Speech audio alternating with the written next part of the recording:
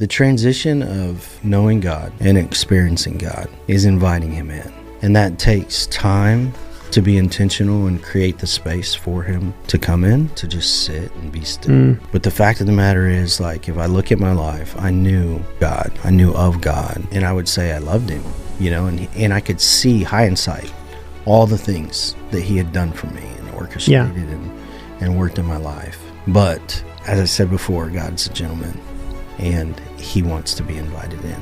He stands at the door and knocks, and he will not come into a place until he's invited in. He's not going to kick down the door, but you can trust him. And when he comes, he'll bring healing, and he'll bring joy and peace and all the things that he is, because that's who he is. I would encourage people that knowing God is not enough.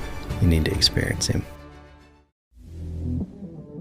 Kill Complacency, a podcast that inspires growth and intentionality and helps you overcome your greatest obstacles.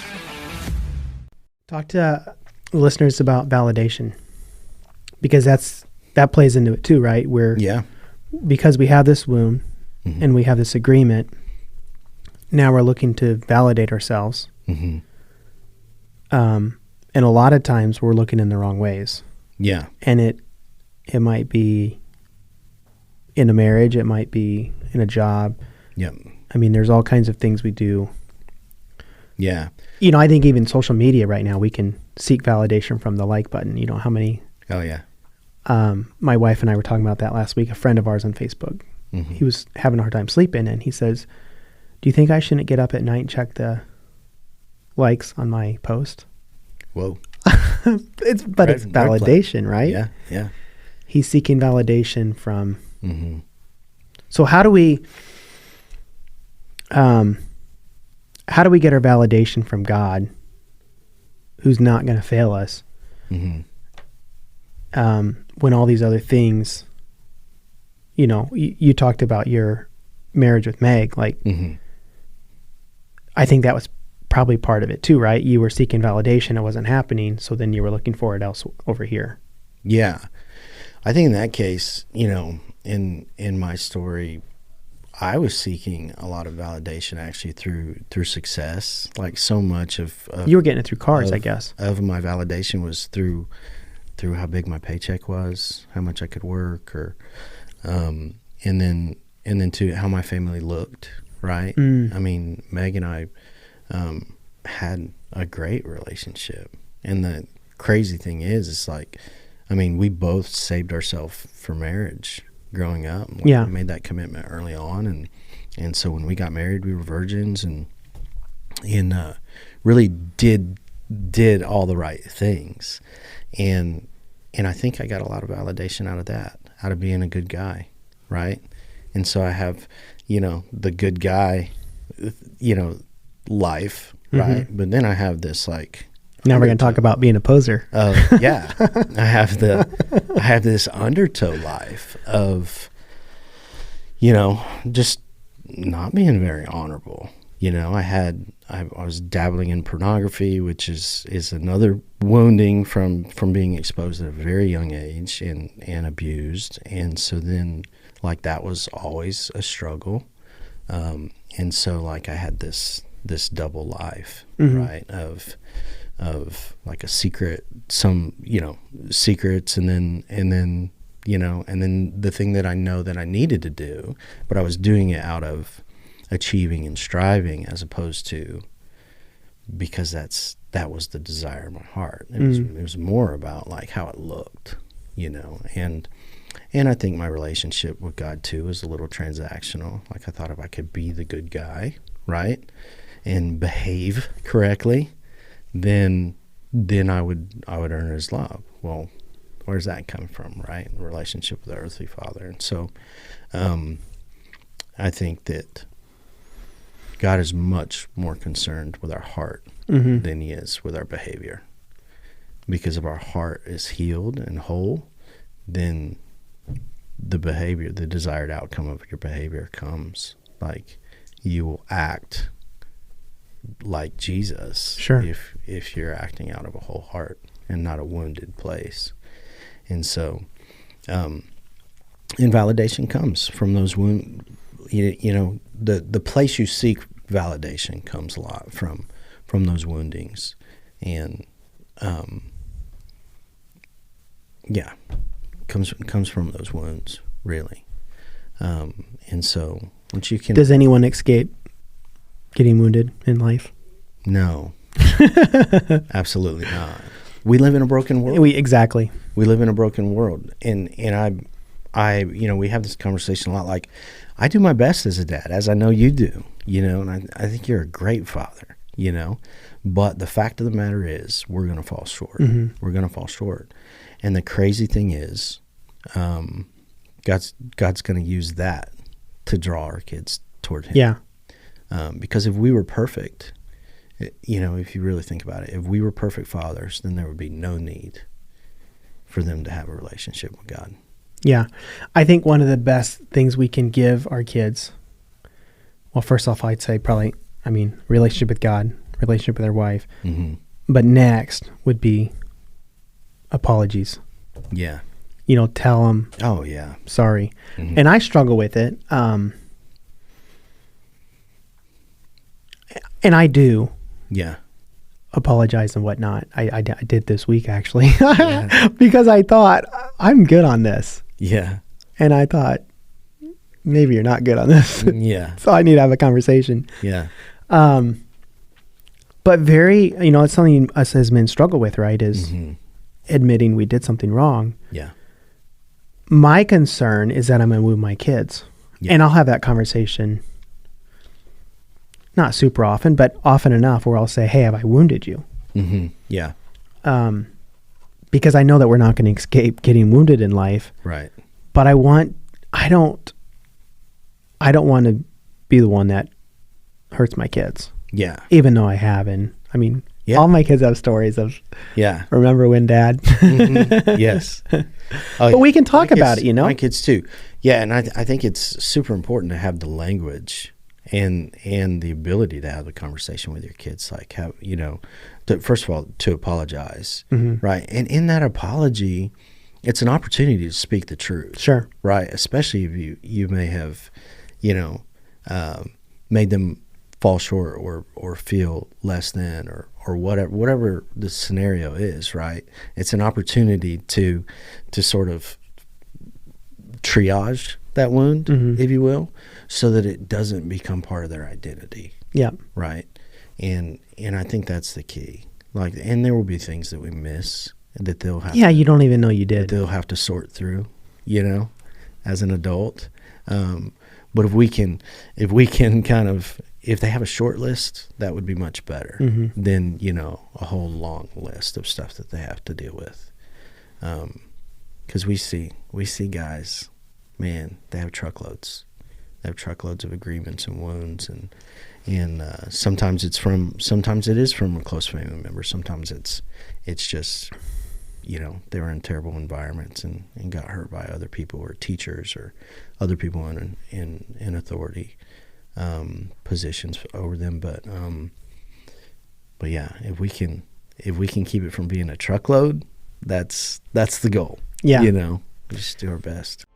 Over the years, I have been coached by countless mentors, and now I want to offer that to you as well. How? By Marty Hofmann's Life Coaching. This will be a 6-week program in which I will guarantee you will develop a more growth mindset. We will set goals and learn about the importance of the processes and habits behind those goals. I will also help you see your story differently as things happening for you, not to you. We will also be discussing your future self and give you clarity on who that is and what it looks like. For more information, please follow the link below or hop on martyhoffman.com and follow the coaching link.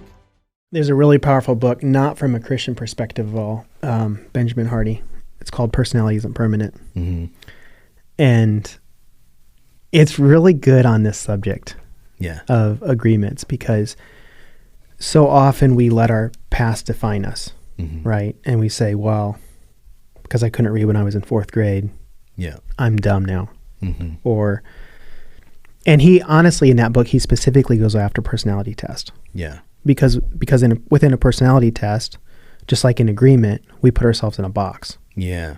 We say, well, I'm such and such. I'm always late. Or right. I need all the facts because that's my personality. Yeah. So he really goes after that. But it's a really powerful book. I've honestly thought, like, if you could give this to True North guys once they come out of there. Yeah. And help them, it's just not from a biblical standpoint, Right. but help them to realize that you do not have to let the past define you. Yep. You do not have to let those wounds, those agreements, those things from the past, even the way you used to pose, define who your future self is. Yep. So, yeah, that's good. I wish it was a little more biblical, but it's really good stuff. Yeah. Talk to us a little bit about True North.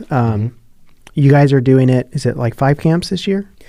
So we're doing 4 Oklahoma camps. We have one per quarter, and we've pulled kind of way back. Yeah, which has been cool. This year, we pulled back. We felt like that was really where God was leading us to kind of go deeper with the guys that we do have, and the affirmation is that we saw more guys this year than we ever have. I think we did like 23 events in 2023 between marriage conferences and base camps and stuff. So we have 4 Oklahoma camps, and we have 2 Texas camps and 1 Kansas camp as far as base camps. And then we'll do 1 Ascent, which is one of our advanced camps, and then the Summit, which is another advanced camp that we do. So it's considerably less than what we have done in the past, but our focus is shifting a little bit as far as just, when we brought the Frontier in, which was once a month meeting in just an evening, second Monday of every month, and the goal there is to bring guys together between camp. It's always like a reunion. It's a pick me up. When you experience camp, it's kind of there's a lot of camaraderie and like the common experience, right? And so it's cool to get together between camps, but then too to share maybe a deeper cut, a deeper message, and to have opportunity to pray together and worship, and that every Frontier looks a little bit different. We kind of are pretty prayerful about what each month needs to look like, but the pillars are worship, prayer, and a deeper message. I need to go to one. I've yet to go. Yeah. Ginger and I always have date night Monday night. Yeah. Okay. And it's so hard because, what do you prioritize? Yeah.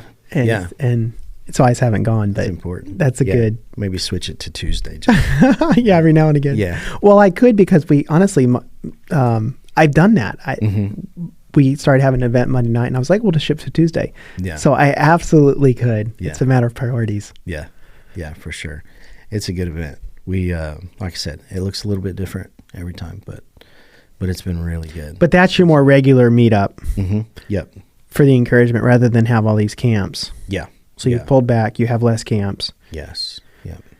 And that allows you guys more weekends as a family. And I guess for your listeners, a camp looks like, we start on Thursday evening, so you could work, on Thursday, and then, or leave work early. We do it in Stewart, Oklahoma. So, and then we wrap up around noon on Sunday.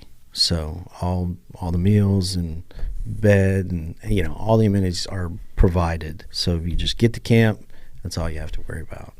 And it's a powerful weekend, and the magic really happens in the reflection time. Just being cut off from the world. It's a protected space, and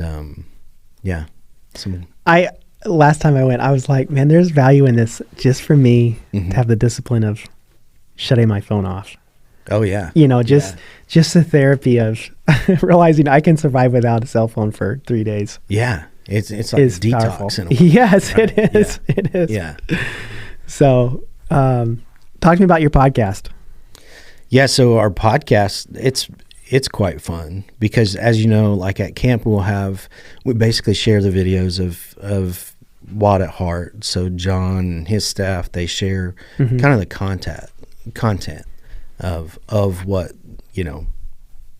each session is. And so, but then we have responders, and that's an opportunity for guys that are local and there at camp that can share parts of their story. Mm-hmm. And there's a lot of healing in that, to be able to identify, examples of a wound or examples of an agreement for other guys that are there, it makes it pretty applicable. And so the podcast really is an invitation to a lot of those guys to come in and share like a larger portion of their story, mm-hmm. or even their whole story, depending on, kind of where they start. Right. But we just sit down and listen to what God has done and what God is doing. And it's a super encouraging time. It's a lot of fun. And then we've knocked around some ideas on topics, and we've done a few like that. But for the majority of the podcast, it's guys who have experienced base camp, and they come in and share their story, and it's modern day gospel, man. It's their testimony of what God's doing. What is what do you think is the biggest turnaround story you've seen? Oh man. There's been quite a few. Biggest turnaround. Dude, there was a guy, it's always the ones that don't want to be there. They're there. They don't want to be at base camp. Yeah, they don't want to be there. It's like an ultimatum given to them by their wife or something like that. So they show up Thursday, they're pretty disconnected and like skeptical. Like, what am I going to get out of this? And then Friday rolls around and it's kind of like, this kind of stinks. And then Saturday comes and the walls get broken down. Yeah, they kind of get broken down a little bit on Friday, but then it's fun for me because you can see those light bulbs going on. Like Friday afternoon, it's like there's a lot of aha moments of like things start clicking and things start making a lot of sense, like about themselves. So much of the it's a journey, right? The whole weekend is kind of a journey. It's very intentional. But it's pretty introspective. And I think with how busy life is, a lot of guys don't ever get the time to just think about those things. Really. Well, right. I agree 100%, Ryan. I think that's one of the problems is escapism, right? Mm-hmm. Yeah. We can escape in so many ways. I mean, yeah. And all you gotta do anymore is grab your phone, or turn on the TV. Yeah. And everything that you should be thinking about and processing, you're tuned out. Yeah. And you don't have time to deal with it. Yeah. You're just, you got things to do. I'm very task-oriented guy, so I can get sucked in. I can fill up the whole day. Yep. Yeah. I'm whole just night. like working through my list, But yeah, the most impactful stories are guys that like, we saw one this last year. He had a terrible childhood, very abused, perpetrated by the father, and then also the father's friends. Like his father legitimately set these meetings up as he was a young boy. And, just terrible, terrible. But he was, you can suppress that stuff and figure out how to function in life just for so long. But at some point, that stuff is going to be coming to the surface. Mm-hmm. And he was at that sort of breaking point when he showed up. And again, he didn't want to be there. He even asked, he's like, "Can I leave?" And staff was like, "Well, yeah, like, I hope you don't," and kind of talked to him. And he decided to stay, but he ended up getting saved and baptized that weekend. But you talk about getting free out from all the agreements and all the just crap that he believed about himself because of his experience. That wasn't even, none of that should have wasn't on him at all. Yeah. No. And so now engaging with his family and like, he is a different dude, completely different. And then I go to church with a guy that was just hiding. His whole life he was hiding.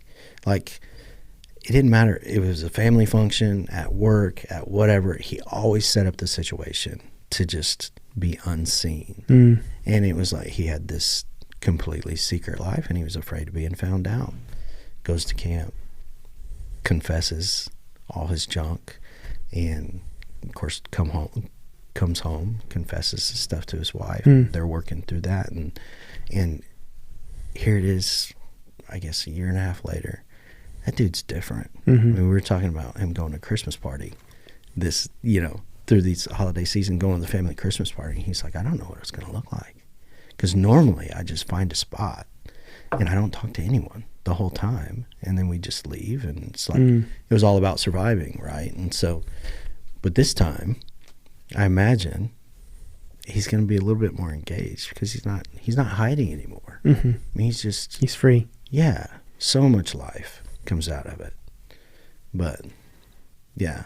So those are a couple of examples without totally laying their stories out. It's powerful. But, yeah. If you want to wear a billboard of a message of kill complacency or live intentionally, then check out my merch store. It's www.mindsetshop.com. Mindset is with an X, so it's MINDXET shop, SHOP.com. Mindsetshop.com.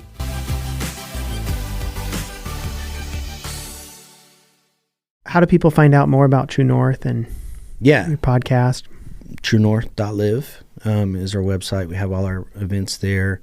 Link to the podcast is there, but the podcast is on all the platforms. So, and we have, I guess we're about to 60, 65, something like that. So we've done quite a few episodes, and it's going well. So we hope to keep that going.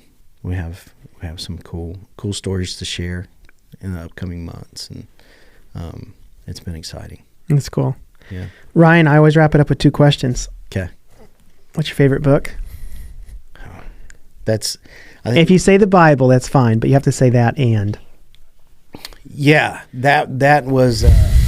I wasn't going to say the Bible, but I will say this about the Bible. So something that I did recently. I went and bought a really nice Bible. I've been thinking about it.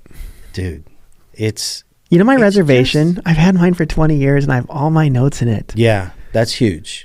Yeah, so I don't want to give it up. So me too. So like I have my, New King James Version with all my notes, right? In that. And that's a good one. ESV is an awesome one to study, because you can, go to, dive into the actual text, right, and what words mean and all these things, which is great. But the thing I did is I bought a really nice Bible. Like it's got this thick leather cover on it, and it's just like raw and thin pages, big print because I'm blind, and I got it in NLT version so that I could just sit down and read. And so that has been awesome. I did that about 2 years ago, and it's just nice to sit down and read. Just read. It feels like so much more of a story, and you're not having to translate, and you can kind of take it at face value, and then contemplate on it like you do. But if you're not doing some kind of inductive Bible study, NLT is great to just read and get it in you and process. It's encouraging, and it's I don't know, it feels less cumbersome for me, but that's been really enjoyable. So I wasn't going to say the Bible, but give me another one. That's something that I've that's been really good. So I might say 2. So one is, and I hate to sound like a John Eldridge fanboy because both of these are John Eldridge, but I'm not one to watch movies over and over, and I'm not one to read books over and over. But the one book that I read over and over, probably once a year, is Walking with God. Walking with God. Walking with God. And it's a lot about hearing God's voice. It was life-changing for me. And then the other one is Beautiful Outlaw. I've probably recommended that. It's the one that's coming to mind right now because I've recommended it probably 3 times in the last month. But it really it really just takes the character of Jesus and brings it to life. Of like, he was a dude. He was a guy, and he was God, but he was a guy. And so it kind of goes through, and you hear, John talks a lot about, the stories with the disciples and things like that, but he just kind of brings a different perspective to it. And it really kind of shows the character of Jesus a little bit. The personality of Jesus comes out in that. And he probably makes some, assumptions. But if you like The Chosen, it's fair. Yeah. You can read Beautiful Outlaw, and I think it'll change your perspective a little bit. I'll check it out. Yeah. Last question. Okay. Final message. Let's say this is your last recording. Oh gosh. What do you want the world to know about Ryan Moore as your final message? About Ryan Moore? Or what do you want the world Ryan Moore's final message to be? Yeah. Not that it's about you. Yeah, no. I would say that the transition of knowing God and experiencing God is inviting him in. And that takes time to be intentional and create the space for him to come in. So to just sit and be still. But the fact of the matter is, like, if I look at my life, I knew God. I knew of God. And I would say I loved him, and I could see hindsight all the things that he had done for me and orchestrated and worked in my life. But as I said before, God's a gentleman, and he wants to be invited in. He stands at the door and knocks, and he will not come into a place until he's invited in. He's not going to kick down the door. But you can trust him. And when he comes, he'll bring healing, and he'll bring joy and peace and all the things that he is, because that's who he is. So I would encourage people that knowing God is not enough. You need to experience him. That's good. That's how you do it. Yep. Well, thank you, Ryan. Yeah, you got it. Just wanted to thank you guys for listening to the end. In closing, I just wanted to add that if this message resonates with you, if it aligns with your values, and something in it today triggered something, then you can also look me up on Facebook, LinkedIn, Instagram, YouTube. We are really trying to help people live more intentional lives to kill the complacency with which they have subscribed to. I know there's many ways in which I get sucked in all the time. So if this is beneficial, follow me there.